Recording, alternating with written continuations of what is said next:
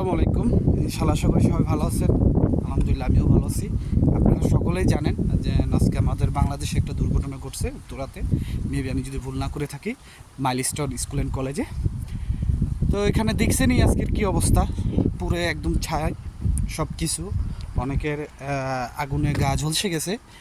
তো যতটুক আমরা বিদেশের বাড়িতে বসে অনলাইনে যতটুক জিনিস দেখতে পারছি যে আপনার খুবই রক্তের প্রয়োজন। তো আমি আশা করি এখানে আমার অনেক ইতালিয়ান ভাইয়েরা আছে যাদের হোয়াটসঅ্যাপ গ্রুপ আছে, তারপর মেসেঞ্জার গ্রুপ আছে। তো আপনারা যারাই ভিডিওগুলো দেখবেন একটু দয়া করে আমার ভিডিওটা শেয়ার করে দেন। আমি সেই সব ভাইদের কাছে রিকোয়েস্ট করতেছি, আপনারা তো অনেক দিন ধরে ভুক্তভোগী, তাই না? একটা ভালো কাজ করেন। এটার মতো ভালো কাজ আমার মনে হয় না পৃথিবীতে আর হয়। ঠিক আছে, এই দূর সময়ে তাও ছোট ছোট বাচ্চা, আমাদের কারো ভাই বোন, ঠিক আছে, আমাদের কারো ছোট ভাই বোন হবে, বড় আছে।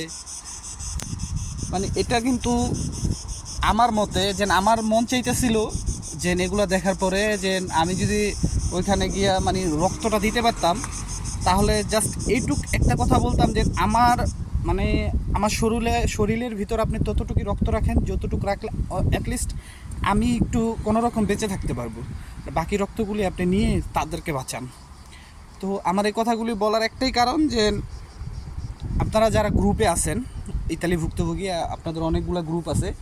তো আপনার ওই গ্রুপগুলোতে আপনারা জাস্ট একটু পোস্টগুলো শেয়ার করেন, বা যেই সব ভিডিও অনলাইনে দেখা যাচ্ছে, যেসব পোস্ট দেখা যাচ্ছে যে রক্তের প্রয়োজন, শেয়ার করেন।